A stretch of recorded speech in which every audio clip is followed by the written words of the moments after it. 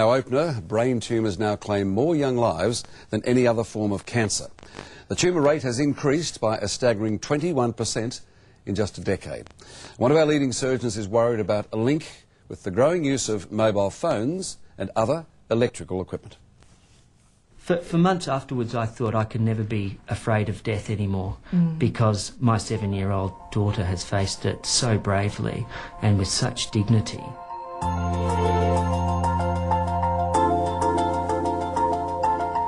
She was the most delightful, charming child.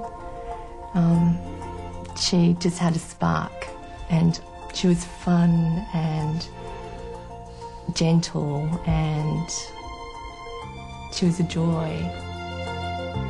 Kessie McConnell was only 7 when the family doctor thought she had a fever. Kessie was dead within weeks from a brain tumour. We had to watch Kessie lose the ability to talk, to walk, to move. You know, one by one, her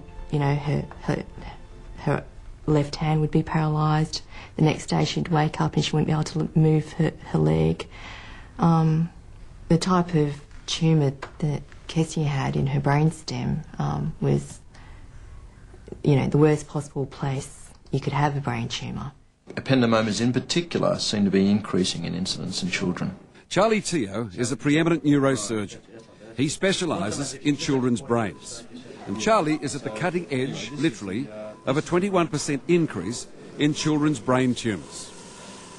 I think that EMR, mobile phones and other electrical appliances may have something to do with the increased incidence that we're seeing. What advice do you give your children?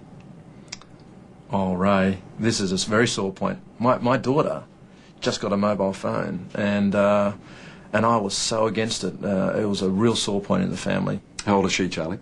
She's 12. So she's in that vulnerable age? Oh, very vulnerable. Her brain is still developing, and I'm really very upset that she's got one.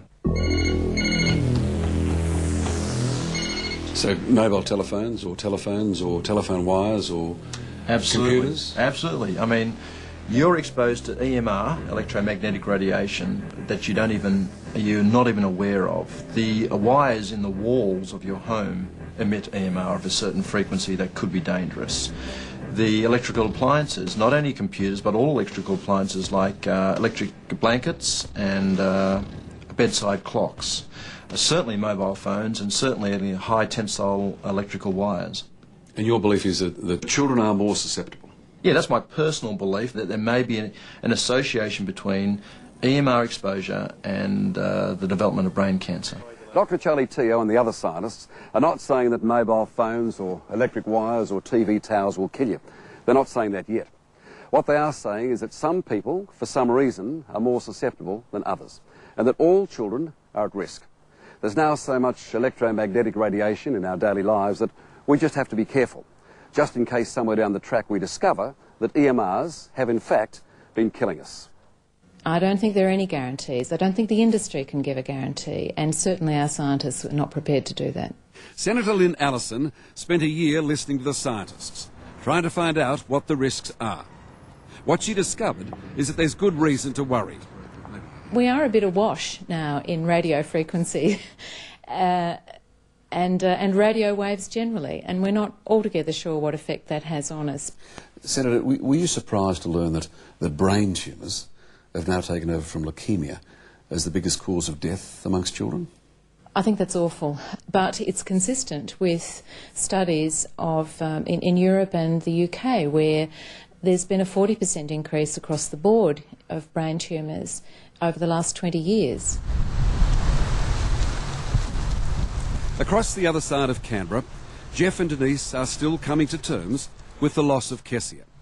Denise searched hospital and medical records, compiling the report that found brain tumours are now the biggest cancer killer of children. I wouldn't move in next to a telecom tower or a mobile phone tower, and certainly if there were heavy-duty electrical wires, I'd be very uncomfortable. You could talk yourself into the ground, wondering how or why.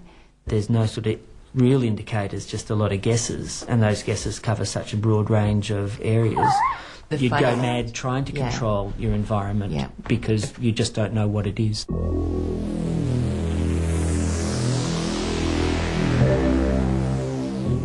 scientists say that the thickness of the skull in children makes a difference. It's quite thin compared with adults, that there is more brain fluid. The radio frequencies can travel through the brain more easily.